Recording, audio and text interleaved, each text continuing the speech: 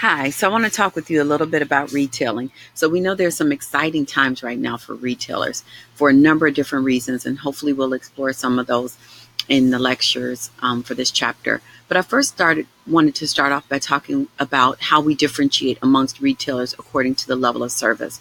So first, we know we have limited service retailers, um, we have self-service retailers, we have limited service retailers, and we have full service retailers. So when we talk about self-service, we're referring to like discount stores like Walmart, Target, where the customer is basically responsible for this, pretty much responsible for their own shopping experience, right? In terms of collecting the merchandise, putting the merchandise in their carts, etc. When we talk about limited service, we can look at maybe JCPenney or Kohl's, where there's sales assistance available, but the consumer is responsible still for part of the experience. Lastly, we would have upscale retailers such as maybe Tiffany's or Nordstrom's, where the company or the sales associates go over and above in terms of offering a high level of service, right? So they're there to accommodate our needs.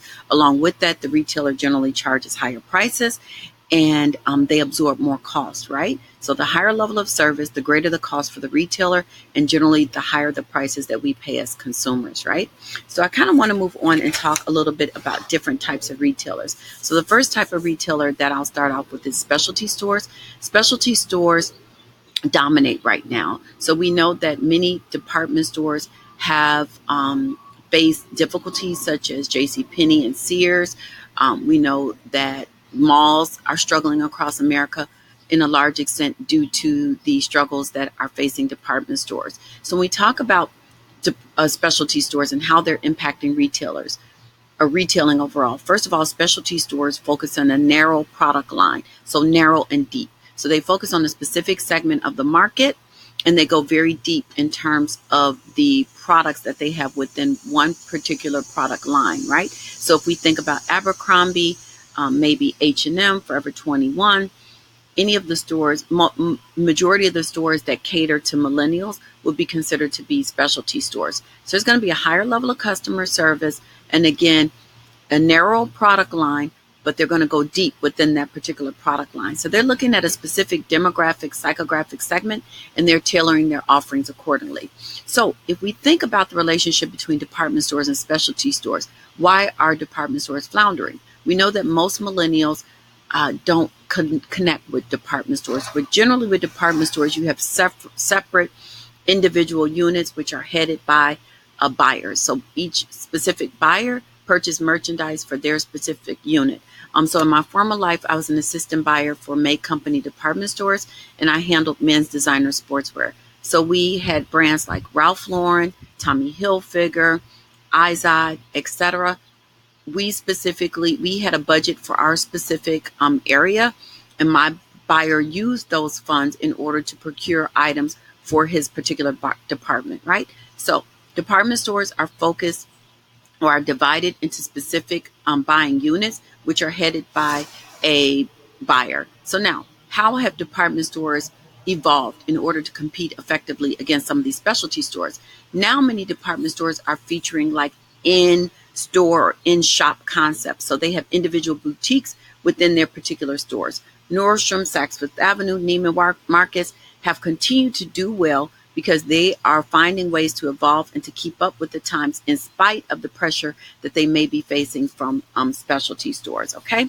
Another reason why Nordstrom, Saks, and those stores are also continuing to prosper is because they're focusing on customer service, right? So when we think about other types of retailers, we want to think about supermarkets. We know that supermarkets are the most visited type of retail outlet.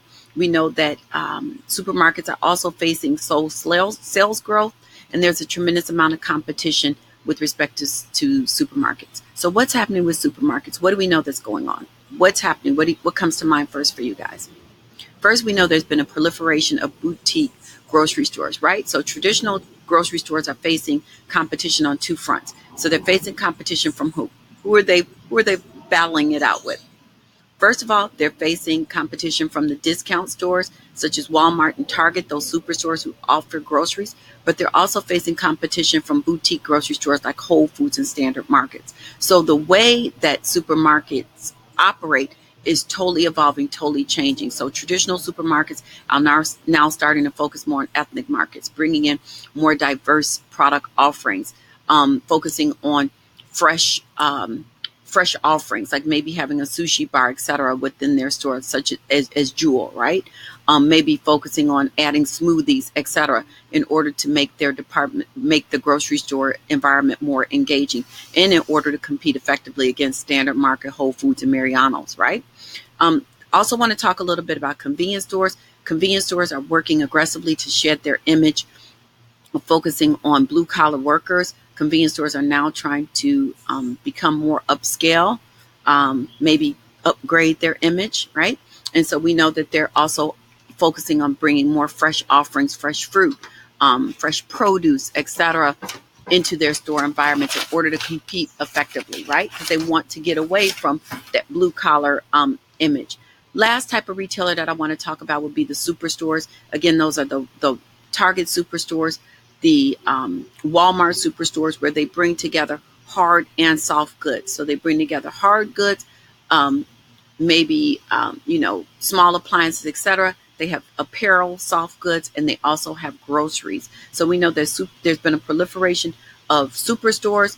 We know that again, traditional grocery stores are floundering because of the level of competition. We also know that these superstores are also putting a great amount of pressure on the drugstores, right? Because Walmart and Target have very aggressive prescription programs, which are causing traditional pharmacies a problem, right? So again, rapid growth in terms of retailing, lots of changes. We know that the advancements in technology are also changing the face of retailing, and we'll talk a little bit about that in the next segment.